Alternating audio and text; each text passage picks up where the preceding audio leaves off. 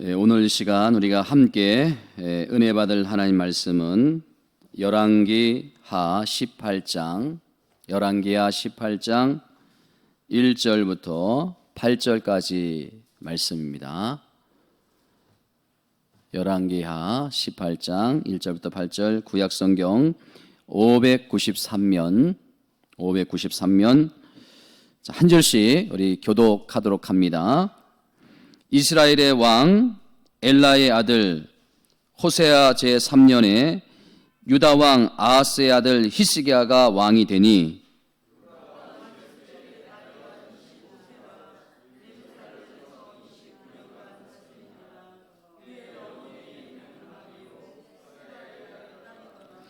히스기야가 그의 조상 다윗의 모든 행위와 같이 여호와께서 보시기에 정직하게 행하여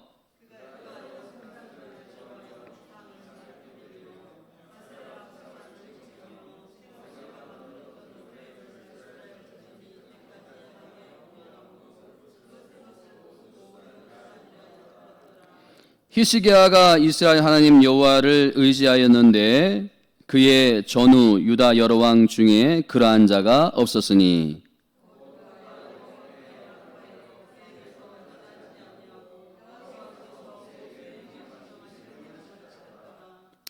여호와께서 그와 함께 하심에 그가 어디로 가든지 형통하였더라.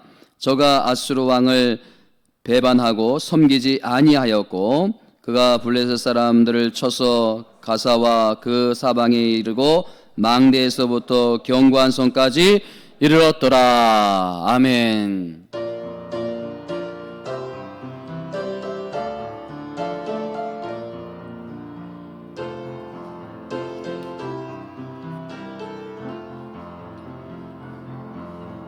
하나님이 나를 사랑하심을 늘 깨닫게 하소서.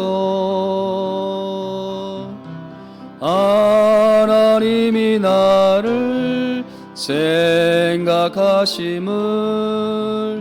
늘 기억하게 하소서. 하나님이 나를 지키심을 늘 감사하게 하소서. 하나님이 나와 함께 하심을 늘 느끼게 하소서. 할렐루야. 우리 하나님은 우리의 예배를 기뻐 받아주심을 믿습니다.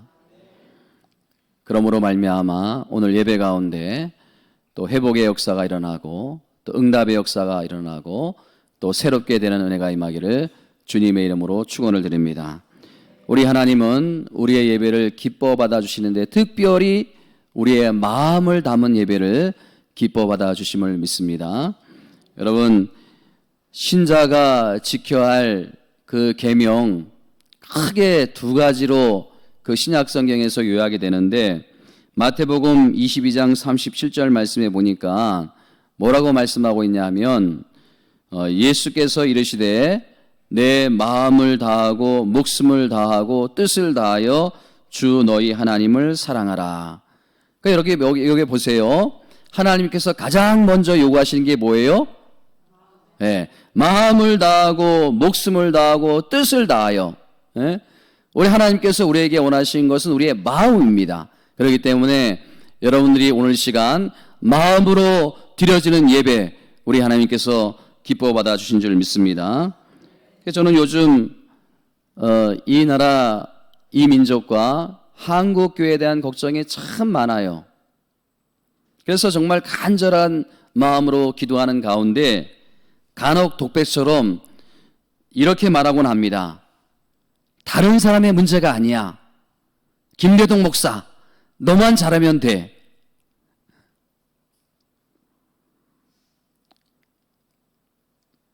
너에게 가장 무서운 적은 너 자신이야. 여러분, 나 자신의 최대의 적은 바로 나 자신인 줄 믿습니다.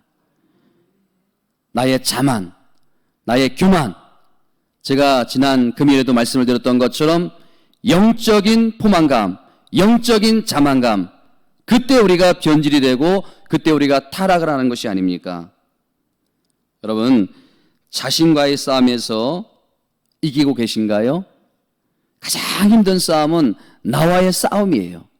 다른 누구와의 싸움도 아니고 바로 나 자신과의 싸움이에요. 여러분, 나 자신과의 싸움에서 승리하는 여러분들이 다 되시기를 주님의 이름으로 축원을 드립니다. 그런 측면에서 오늘 이 본문의 말씀은 저에게 선물과 같은 아주 좋은 말씀이에요. 네? 여러분, 오늘 이 말씀을 통해서 여러분 자신을 한번 점검해 보십시오. 그리고 여러분의 마음까지도 이제 하나님께 드려지는 그런 귀한 은혜가 있기를 다시 한번 주님의 이름으로 축원을 드립니다. 여러분 4절 말씀을 한번 보세요. 4절 말씀을 다시 한번 우리 함께 읽어보도록 하겠습니다. 시작. 그가 여러 산당을 제거하며 주상을 깨트리며 아세라 목상을 찍으며 모세가 만들었던 놋뱀을 이스라엘 자손이 이때까지 향하여 분향함으로 그것을 부수고 느수단이라 일컬었더라. 여러분, 이 말씀의 배경을 아시겠어요? 히스기야가 이제 왕으로 등극을 했습니다. 여러분, 히스기야 하면 하나님을 정말 사랑했던 왕으로 종교개혁가로 알려진 유다의 왕이 아닙니까? 그러니까 이 히스기야가 남유다 왕으로 등극할 때 25살이에요. 25살. 그렇게 등극하자마자 무슨 종교개혁을 했는가 하면 유다 지역에 있는 모든 우상들을 다 제거하고 그 우상들을 파괴하는, 우상들을 부수어버리는 그런 일을 했다는 거예요. 그러니까 우리 하나님께서 얼마나 그 히스기야를 볼 때 마음이 기쁘고 즐거웠겠습니까? 근데 여러분, 이 본문 4절을 여러분들이 잘 읽어보시면 좀 이상한 부분이 있어요. 여러분, 이방의 여러 산당과 이방에서 들어온 아세라 목상들을 다 부숴버리는데, 근데 부수면 안 되는 것이 있어요. 자, 여러분 4절 말씀을 다시 한번 읽어보도록 하겠습니다. 4절 말씀을 다시 한번 읽어보도록 할게요. 4절 말씀 시작. 그가 여러 산당을 제거하며 주상을 깨트리며 아세라 목상을 그 다음 보세요. 뭐라고 기록되어 있습니까? 모세가 만들었던 놋뱀을 이스라엘 자손이 이때까지 향하여 분향함으로 그것을 부수고 느수단이라 일컬었더라. 밖에서 들어온 우상들은 다 깨트려야 됩니다. 그런데 지금 무엇을 부수었다고 합니까? 모세가 만들었던 놋뱀을 깨뜨려 버렸다는 거예요. 자, 여러분 묻습니다. 모세가 만들었던 이 놋뱀을 부수면 됩니까? 안 됩니까? 예? 자, 이스라엘의 입장에서 보면 이 모세가 만들었던 놋뱀이 어떤 의미가 있는 거예요? 여러분, 이것은 굉장히 영적인 의미가 있고 굉장히 큰 의미를 갖고 있는 게 모세가 만들었던 놋뱀이 아닙니까? 여러분, 민수기 21장 8절과 9절 말씀을 한번 같이 읽어보도록 하겠습니다. 자, 민수기 앞에 자막에 나오죠. 21장 8절과 9절 말씀 시작. 여호와께서 모세에게 이르시되 놋뱀을 만들어 장대에 매달아 물린 자마다 그것을 보며 살리라. 모세가 놋뱀을 만들어 장대에 다니 뱀에게 물린 자마다 놋뱀을 쳐다본즉 모든 사람이 살리라. 이 모세의 놋뱀이 이스라엘 백성들에게 어떤 의미가 있었는지 말씀해 주는 구절이 아닙니까? 여러분, 이스라엘 백성들이 광야 생활을 하다가 힘드니까 누구를 원망합니까? 하나님을 원망해요. 누구에게 불신을 갖습니까? 지도자 모세에게 불신을 갖는 거예요. 그러니까 하나님께서 괘씸함으로 말미암아 뭐를 보냅니까? 불뱀을 보냄으로 말미암아 이스라엘 백성들이 그 불뱀에 물려가지고 고통 가운데 있는데, 에? 그런데 하나님께서 모세에게 놋뱀을 만들어서 장대에 높이 달라.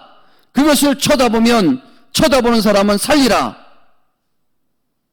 그래가지고 신음하는 이스라엘 백성들이, 고통하는 이스라엘 백성들이 뭐를 봐요? 그 놋뱀을 쳐다보니까 살아나는 기적이 일어나더라는 거예요.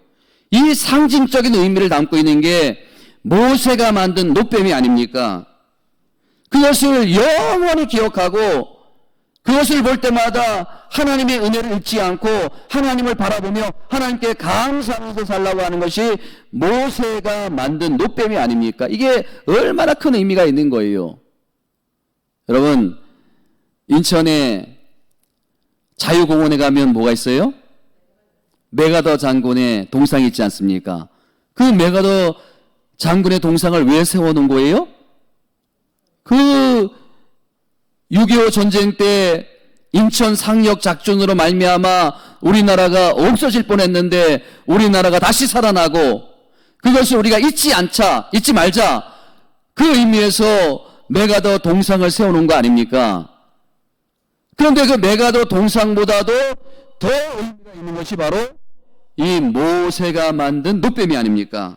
근데 본문 4절에 보니까 히스기야가 왕이 되자마자 그 모세의 놋뱀을 부숴버렸다는 거예요. 예? 여러분, 어떤 측면에서 보면 이게 제정신이 아닌 거예요. 이스라엘의 입장에서 보면 이게 제정신이 아닌 거예요. 자, 그러면 쉬운 질문인데요. 왜 히스기야가 왕이 되자마자 모세의 놋뱀을 부수었을까? 왜 그랬을까요? 여러분, 답은 간단합니다. 처음에는요, 그 모세가 만든 놋뱀을 볼 때마다 누구를 생각했습니까? 하나님의 은혜를 생각한 거예요. 그런데 시간이 지나면서 이것이 상징적으로 모세의 놋뱀이었지만은 시간이 지나면서 그 정신이 퇴색이 되고 변질이 되어 가더라는 거예요. 그러니까 하나님보다 그 쇳덩어리를 엄청난 능력인 양 그것이 이스라엘 백성들의 숭배가 되고 섬김의 대상이 되고, 그러니까 히스기야가 어릴 때부터 그것을 보니까 이것은 안 되겠다 싶어가지고 자기가 왕이 되자마자 과감히 그 모세의 놋뱀을 부숴버린 거 아닙니까? 만약에 어떤 사람이 자유공원에 있는 메가더 동상을 부수었다, 난리가 날 거예요, 아마. 예? 온 나라가 발칵 뒤집혀지고 언론이 막 떠들어대고. 그런데 좀 더 어려운 질문 하나 드릴게요. 그러면 왜 이스라엘 백성들이 변질이 되었을까? 왜 이스라엘 백성들이 변질이 되었을까요?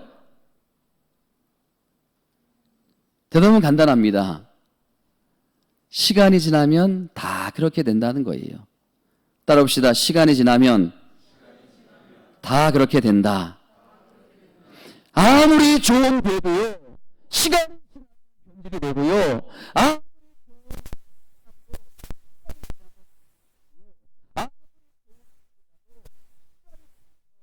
변질이 된다는 거예요. 안 그럴 것 같습니까?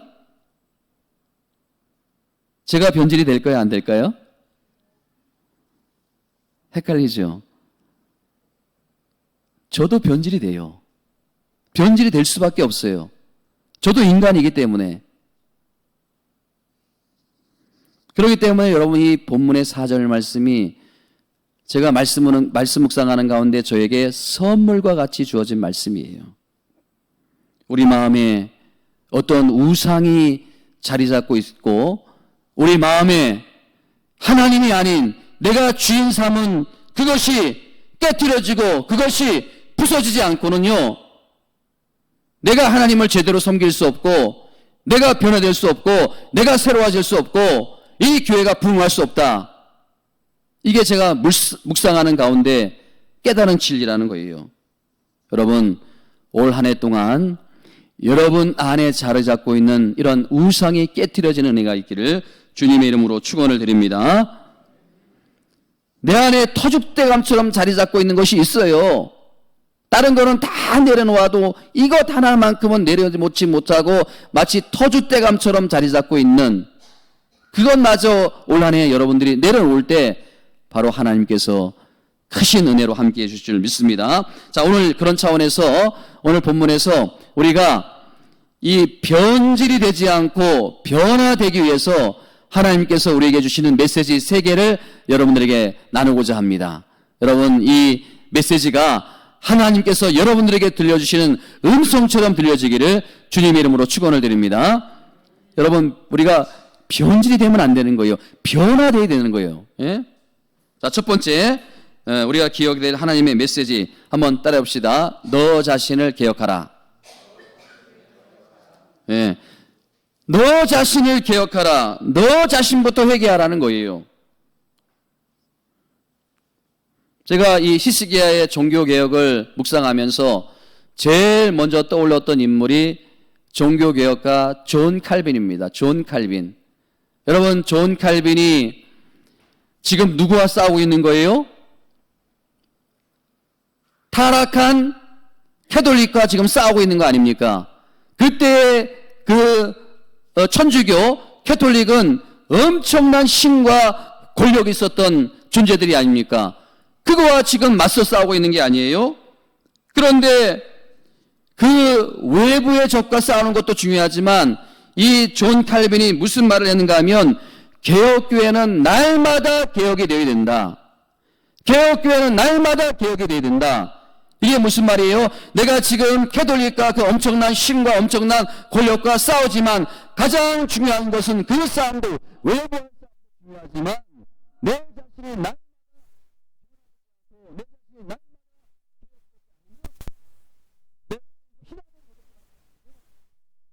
아무 의미가 없다는 거예요. 아무 소용이 없다는 거예요. 남탓만 하지 말고 자기 자신을 끊임없이 돌보라는 거 아닙니까? 자아 성찰을 하는 거 아닙니까? 여러분, 요즘 보면요, 이구동성으로 하는 말이 뭐예요? 한국 사회 부정부패가 너무 심하다. 한국 사회 정직하지 못하다. 한국 사회 교육이 엉망이다. 한국 사회는 예의가 없다. 이런 소리를 얼마나 많이 합니까? 그런데 정작 자기는 거기에서 썩 빠지는 거예요. 예? 썩 빠지는 거예요. 보면 항상 우리는 남탓만 해요. 뭐 남편 때문에, 아내 때문에, 자녀 때문에, 어떤 환경 때문에, 여당은 야당 때문이라고, 야당은 여당 때문이라고, 또 직장에서는 회장은 직원들 때문이라고, 또 이 직원들은 회사의 오너 때문이라고, 전부 다 나 탓이에요. 자기 탓이라고 말하는 사람이 없어요. 자기 자신이 문제 중에 제일 큰 문제라는 것을 모른다는 거예요. 예? 이게 저에게 얼마나 찔림이 되는지 몰라요. 만약에 이 낙원제팔교에 문제가 있다, 그러면 제일 큰 문제는 누구예요? 저에게 있는 거예요. 가정에 어떤 문제가 있다, 그러면 그 누구의 탓도 아니에요. 제일 큰 문제는 자기 자신에게 있는 거예요. 여러분, 정말 간단한 거예요. 그래서 제가 이 말씀을 묵상하는 가운데 성령께서 저에게 들려주신 음성이 뭐냐 하면, 내가 변하면 교회도 변한다는 거예요. 내가 변하면 내 가정도 변한다는 거예요. 내가 변하면 내 직장도 변화가 된다는 거예요. 여러분, 하나님께서 정말 기뻐하시는 것은 그 누구의 변화도 아니고 나 자신의 변화인 줄 믿습니다. 여러분의 변화의 역사가 일어나기를 주님의 이름으로 축원을 드립니다. 여러분, 누가 저한테 목사님 변하셔야 됩니다, 이렇게 지적을 하면 벌써 늦은 거예요. 지적을 받기 전에 먼저 내가 변화돼야 되고 먼저 내 자신이 깨달아야 된다는 거예요. 누가 벌써 이렇게 지적을 하면 그건 이미 늦은 거예요. 지적당하기 전에 먼저 우리 자신을 변화시키려고 몸부림쳐야 된다는 거예요. 내 남편도 문제이긴 한데, 내 아내도 문제이긴 한데, 내 자녀도 문제이긴 한데 바로 너부터 바뀌면 돼. 이게 하나님께서 들려주시는 음성이라는 것입니다. 여러분, 두 번째는요, 우리가 변질되지 않기 위해서 하나님께서 우리에게 들려주시는 메시지가 하나 뭐냐면, 한번 따라 봅시다. 내 마음을 나에게 다오. 하나님께서 우리에게 말씀하시는 거예요. 제발 내 마음을 나에게 달라는 거 아닙니까? 에? 여러분, 제가 4절 말씀을 깊이 묵상하는 가운데 굉장히 의미 있는 것을 발견했어요. 여러분, 4절에 보면요, 히스기야가 아세라 목상을 부수고 모세의 노뱀을 부수고 이런 행동이 기록되어 있는데, 근데 여러분 자세히 보세요. 성경은 그렇게 끝나지 않아요. 여러분 4절에서 히스기야가 종교 개혁을 한 행동이 기록되어 있고, 그 다음 5절을 보세요. 5절 말씀을 보시면, 자, 5절 말씀을 한번 보여주세요. 5절과 6절 말씀 함께 읽어보겠습니다. 시작. 히스기야가 이스라엘 하나님 여호와를 의지하였는데 그의 전후 유다 여러 왕 중에 그러한 자가 없었으니. 자, 6절. 곧 그가 여호와께 연합하여 그에게서 떠나지 아니하고 여호와께서 모세에게 명령하신 계명을 지켰더라. 여러분, 제가 간단한 질문 하나 더 드립니다. 여러분, 지금 이 본문에 기록된 이 열왕기하는 그 역사서가 아닙니까? 그렇죠? 사무엘상하, 또 열왕기상하, 역대상하는 역사서가 아닙니까? 그렇다면요, 역사서니까 히스기야가 행한 역사만 기록하면 되는 거예요. 쉽게 설명하면 4절로 이 성경이 마무리돼도 관계가 없는 거예요. 그런데 왜 히스기야가 그런 일을 할 수밖에 없었는지 그의 내면, 그의 마음의 동기까지 5절과 6절에서 기록하고 있을까? 왜 이 말씀을 굳이 성경은 기록하고 있을까? 왜 그런 것 같아요? 예? 너무 쉬운 이 질문은 또 대답을 안 하시는 경향이 있어요. 예? 여러분, 간단합니다. 우리 하나님은요, 행동을 보시지만, 행위를 보시지만 그 마음의 중심을 먼저 보신다는 거예요. 아멘? 그 마음의 중심을 보신다는 거예요. 왜 히스기야가 산당을 부수었는지, 왜 히스기야가 부수었는지, 왜 히스기야가 부수었는지 그 마음의 중심을 하나님께서는 보신다는 거 아닙니까? 그래서 5절과 6절 말씀을 기록한 거 아닙니까? 여러분, 솔직하게 우리가 이 부분에서 너무 약한 거 아닙니까? 우리가 이렇게 나와서 예배도 드립니다. 그리고 하나님께 찬양도 드리고 기도도 드리고 또 헌금도 드립니다. 그런데 하나님께서 여러분들에게 물으십니다. 뭐라고 물으세요? 그렇게 행동하는 네 마음의 동기가 뭐라고 대답하겠어요? 이렇게 나와서 예배드리고, 이렇게 나와서 기도하고, 이렇게 나와서 찬양하고, 이렇게 헌금까지도 드리는 내 마음의 동기가 뭐냐? 우리 하나님께서 물으신다면 뭐라고 대답하겠습니까? 너무 질문이 쉬워가지고 좀 어려운 질문을 해야 되는데, 여러분, 제가 그 성지순례 갔을 때 그 이집트와 요르단에 가가지고 이제 그 호텔에 머물게 되었는데, 여러분, 이슬람인들이 얼마나 대단한지 몰라요. 그 새벽 4시만 되면요, 온 동네가 막 떠나가도록 스피커로 이렇게 틀어가지고 막 기도문을 낭송을 하는 거예요. 예? 그래가지고 제가 새벽 4시만 되면 그 소리 때문에 깨는 거예요. 그런데 놀라운 것은요, 그 동네 사람 그 누구도 그 스피커에 대한 불만을 품은 사람 없고 항의를 하는 사람이 한 명도 없다는 거예요. 그러니까 얼마나 그들의 행위가 대단한지 이 목사로서 정말 그게 부럽더라고요. 정말 이 이슬람인들은요, 모슬민들은 대단한 거예요.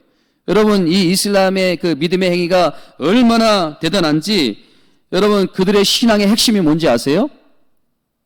이슬람인들의 신앙의 핵심이 뭔지 아세요? 육신오행입니다. 육신오행. 육신오행. 그러니까 6가지에 대한 믿음을 가져야 되고 5가지의 행동이 반드시 있어야 된다. 그래야 그 사람을 신앙인으로 친다는 거예요. 진짜 모슬림인이라고 친다는 거예요. 육신이 뭐냐 하면요, 신을 믿어야 되고요, 알라 신을 믿어야 되고요, 또 천사를 믿어야 되고, 또 성전을 믿어야 되고, 또 예언자를 믿어야 되고, 최후의 심판을 믿어야 되고, 그 다음에 숙명을 믿어야 되는 거예요. 이 6가지를 믿어야 한다는 거예요. 남의 종구 적어서 무슨 의미가 있겠어요? 오행이 오행이 뭐냐 그러면 이 오행이 중요합니다. 5가지에 대한 실천 아닙니까? 첫 번째 뭐냐면 자신들의 신에 대한 분명한 신앙 고백을 삶 속에서 날마다 고백해야 된다는 거예요. 예? 그러니까 외운 것을 날마다 선포하는 거예요. 여러분 그 모슬민들 가보면요, 그 이슬람인들을 보면요, 전쟁에 나가서도요, 싸우다가도 그 신에 대한 신앙 고백을 해요. 또 여인이 아기를 낳잖아요. 아기를 낳으면 그 아기를 낳은 것에 대한 신에 대한 신앙 고백을 해요. 장례식에서도요, 신앙 고백을 해요. 이게 엄청난 이게 신앙의 행위가 아닙니까? 또 두 번째는 뭔지 아세요? 기도입니다. 기도. 예? 새벽 동트기 전부터 그 새벽 4시서부터 하루에 몇 번 기도해요? 하루에 몇 번? 5번 기도해요. 5번. 예? 50번 기도해야 이슬람이네. 5번 기도해야 무슬민. 자, 우리 몇 번 기도합니까? 몇 번 기도해요? 밥 먹을 때 1번. 밥 먹을 때 3번. 자기 일어나서 1번. 우리 5번 기도하네요? 최소 이슬람인들은 5번을 이상을 기도하는 거예요. 그리고 또 구제, 얼마나 구제를 강조하는지 몰라요. 그 다음에 뭐예요? 금식. 여러분 나마다 금식월이라고 들어보셨나요? 9월이 되면요, 이 사람들은 한 달 동안 기간을 정해놓고 금식을 합니다. 금식을 해요. 마지막 5번째가 뭔지 아세요? 순례예요. 순례. 예? 그러니까 1년에 한 번은 그 알라가 태어난 그 메카라는 그 카바 신전에 가가지고 순례를 해야 돼. 순례. 그래가지고 그 시기만 되면요, 전 세계의 이슬람 인들이 다 모여가지고 거기서 밟혀 죽는 사람이 수백 명씩 나옵니다. 그래도 그들은 그렇게 그 행위를 하는 거예요. 여러분 이 목사로서 정말 부러운 거 아니에요? 대단한 거 아닙니까? 철두철미한 이 무슬림들에 비하면, 자, 여러분들 어땠어요? 여러분들 어때요? 아니, 저를 보세요. 예? 저를 보세요. 여러분들은 어떻습니까? 여러분, 이 개신교는요, 그 모슬림인들에 비하면요, 물탄 종교예요. 여러분, 아무것도 이 종교 신앙이 없는 거, 어떻게 보면 그 무슬림인들이 하는 거에 비하면요, 정말 엉터리 종교가 이 개신교가 아닙니까? 예? 솔직히 엉터리 종교가 이 개신교예요. 여러분 신앙의 행위가 뭐가, 이 오행을 한번 보세요. 예? 날마다 신앙 고백을 하시나요? 날마다 여러분들이 그 5번 하루에 기도하시나요?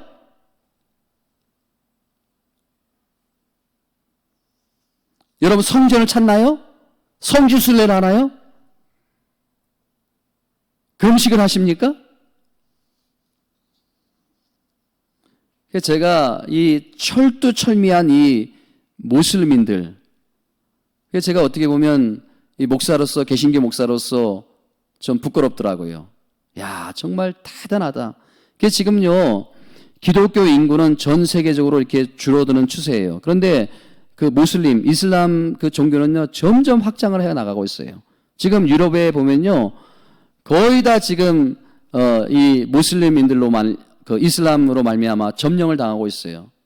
여러분 우리가 경각심을 갖지 않으면 안 됩니다. 그런데 여러분 제가 그쪽 선교사님과 이야기를 하다가 제가 틀렸다는 그런 생각이 들었어요. 여러분 이슬람은요 행위의 종교입니다. 행위의 종교. 예?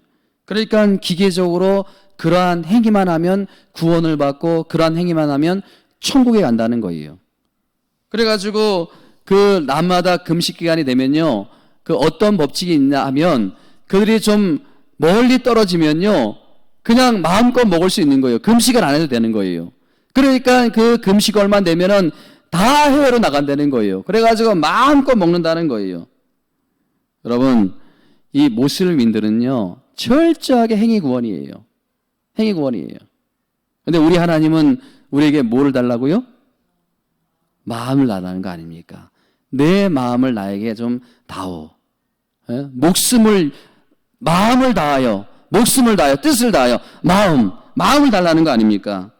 여러분, 이게 솔직히 얼마나 더 어렵습니까?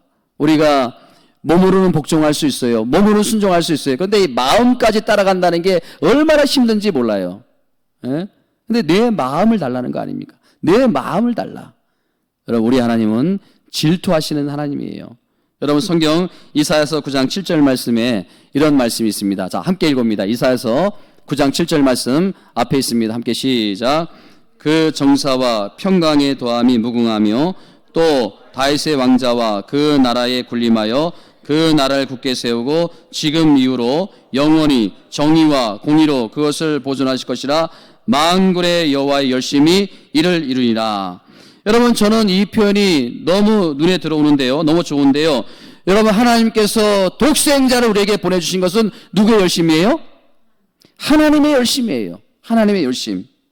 그런데 여러분, 이 하나님의 열심이, 이 열심이라는 게 이게 원어적으로 보면요, 질투라는 거예요. 질투. 하나님이 질투하심으로 말미암아 독생자를 우리에게 보내주셨고, 하나님이 질투하심으로 말미암아 하나님께서 여러분의 죄를 용서해 주셨고,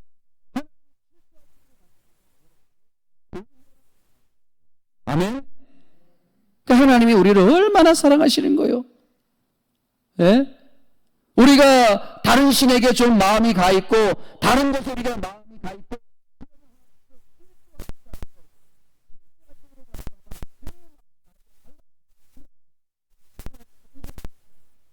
하나님께서 기적을 주시고, 하나님께서 치료해 주시고, 하나님께서 살려주시고, 오늘 시간 하나님께서 여러분을 향한 그 음성, 내 마음을 나에게 다오, 내 마음을 나에게 다오, 이 음성에 응답되어지는 저와 여러분이 되기를 주님의 이름으로 축원을 드립니다.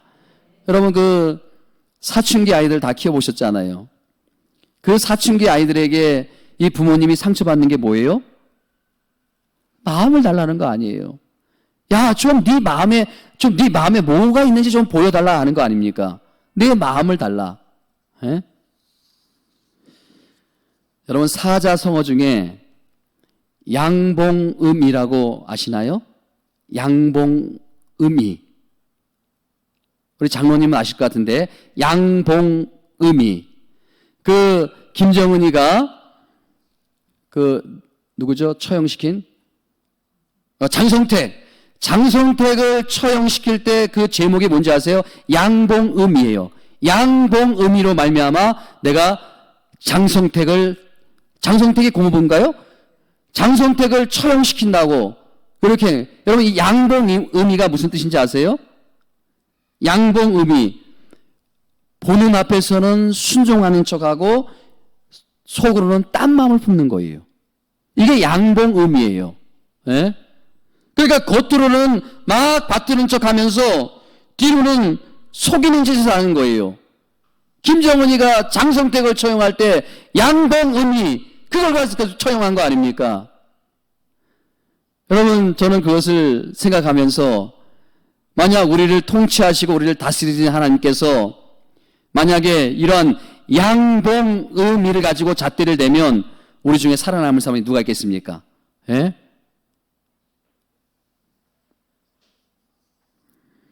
여러분, 하나님은요, 무력으로 우리를 다스리는 게 아니라 우리의 마음을 원하신다는 거예요. 여러분의 마음을 원하신다는 거예요. 예? 저는 우리 교회 안에 이 양봉의미가 자리 잡지 않길 바랍니다. 예? 또 여러분 안에 이 양봉의미가 자리 잡지 않기를 바랍니다. 여러분, 우리가 만나면 막 교인들끼리 막 반가워가지고 한 주 동안 어떻게 지냈어? 잘 지냈어? 건강했지? 그러다가 그냥 딴 데 모이면 욕해요. 이게 뭐예요? 양봉의미예요. 양봉의미. 제가 설교하고 나가면 목사님 오늘 은혜 받았어요. 근데 그렇게 살지 않으면 뭐예요? 그게 양봉의미예요. 앞에서 보는 데는 순종하는 척 하면서 뒤에 가서는 엉뚱한 짓 하는 게 이게 양봉 의미가 아닙니까? 여러분, 우리가 이 양봉 의미를 하지 않기 위해서는요, 우리가 진심으로 서로 사랑해야 될 줄 믿습니다. 여러분, 이 포 겉으로 붙여놓은, 이게 뭐 멋으로 붙여놓은 거 아니에요. 함께 울고 함께 웃고 함께 행복해지는 교회. 정말 우리 낙원 제8교회는 이게 하나 되는 공동체 아닙니까? 영적으로 한 가족이 아닙니까? 그러니까 진심으로 사랑해야 되는 거예요. 진심으로. 여러분, 이 실천 방향 두 번째 중에 우리가 양봉 의미하지 않기 위해서는 교회에 우리가 지각하지 않기를 원합니다. 지각하지 않기를 원합니다. 여러분, 뭐 이 예배 시간에 지각하는 정도가 아니라 만약에 우리가 천국 갈 때 지각해버리면 어떻게 되는 거예요? 끔찍한 거 아닙니까? 제가 물론 사정이 있겠지요. 그럼에도 불구하고 제가 여러분들에게 이런 말씀을 드리는 것은요, 여러분들이 정말 하나님 앞에서 여러분의 마음을 드리는 그러한 삶을 삶으로, 그런 신앙생활을 함으로 말미암아 하나님의 놀라운 축복을 여러분들의 삶 속에 받아 누리고자 하는 간절한 마음이 있기 때문에 그런 거 아닙니까? 여러분, 마지막으로 세 번째, 우리가 변질이 되지 않기 위해서는요, 우리가 붙들어야 될 하나님의 메시지는, 자, 따라해 봅시다. 후대의 롤 모델이 되자. 이게 무슨 말인가 하면요, 히스기야가 25세의 젊은 나이에 왕으로 등극을 했습니다. 그렇기 때문에 이 히스기야가 아무것도 모르는 거예요. 그런데 이 히스기야가 정말로 놀라운 종교개혁을 할 수 있었던 그 원동력이, 자, 본문 3절에 있어요. 18장 3절 말씀. 자, 뭐라고 기록되어 있는지 한번 그 답을, 앞에 나오지요. 시작. 히스기야가 그의 조상 다윗의 모든 행위와 같이 여호와 보시기에 정직하게 행하여. 그러니까 여러분, 이 히스기야 왕에게 롤 모델이 누구라는 거예요? 네, 조상 다윗이라는 거 아닙니까? 조상 다윗.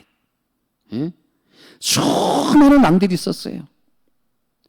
사울을 비롯해서 수많은 이스라엘의 유대 왕들이 있었지만 이 히스기야의 다윗이에요. 다윗, 조상 다윗.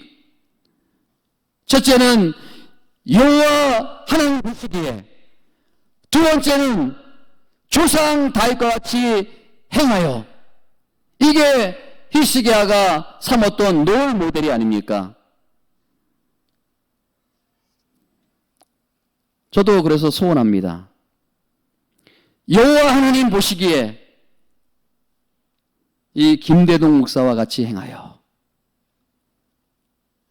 그럴 줄 알았어요. 제가 아멘 안 나올 줄 알았어요. 배가 아프신 거예요. 배가 아프신 거예요.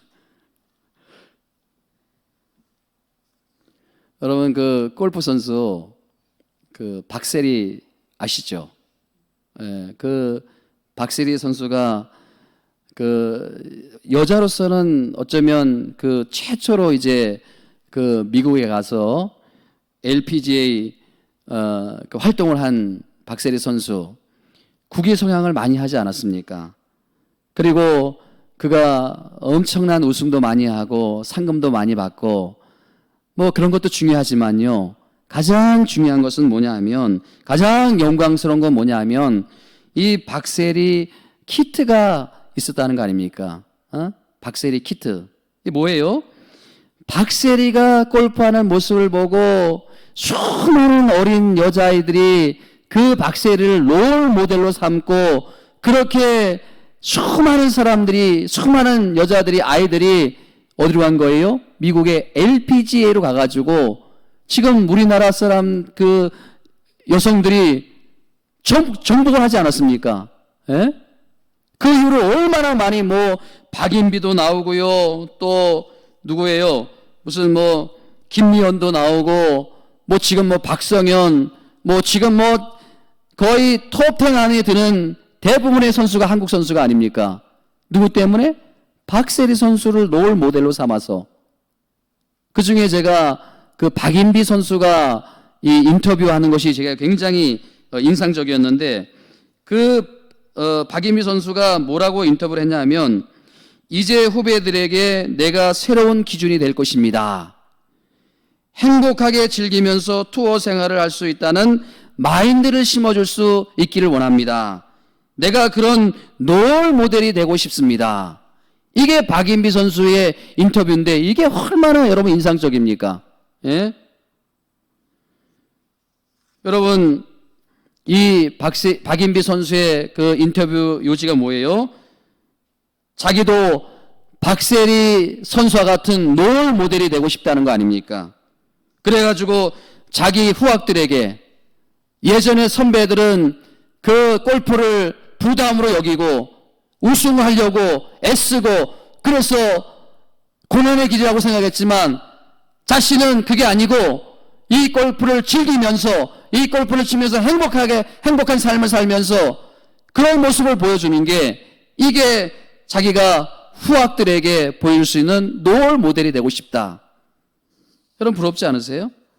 저도 본문의 말씀을 묵상하면서 하나님, 제가 후배 목사들에게 롤 모델이 되고 우리 성도님들에게 롤 모델이 되길 원합니다. 그래도 배가 아프시죠? 큰 바위 얼굴과 같이 되게 해주세요. 제가 얼마나 많이 기도하면 이 얼굴이 이렇게 크겠습니까? 저희 딸이 맨날 놀래요. 아빠는 얼굴만 보인다고. 여러분, 영적으로 다윗과 같이 되는 롤 모델이 될 수 있길 바랍니다. 이런 꿈을 가지고 기도하는 것이 큰 유익이 되는 거예요. 여러분, 그런 모델을 가지고, 롤 모델을 가지고 우리가 살아갈 때 변질이 되지 않고 또 타락하지 않을 수 있는 원동력이 될 수 있는 거 아닙니까? 여러분, 저만 이런 꿈을 꾸는 것이 아니라 여러분 모두가 함께 이런 꿈을 꾸기를 주님의 이름으로 축원을 드립니다. 여러분, 저도 마찬가지고요. 우리가 가정에서 말만 잘하는 부모가 아니라, 그렇죠? 우리가 자녀들에게 기도하라, 자녀들에게 예배드려라, 그렇게 말만 우리가 자녀들에게 하는 것이 아니라 부모님들이 모델이 되어야 되는 거예요.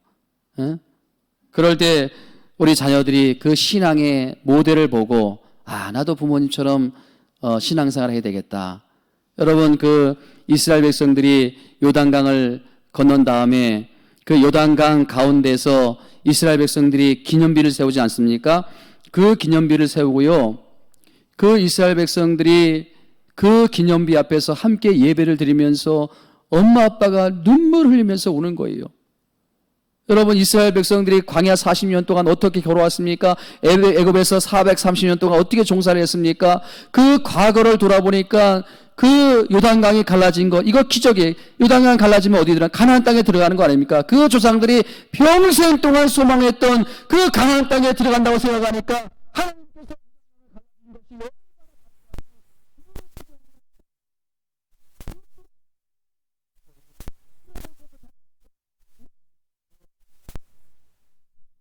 하나님 떠나면 안 된다.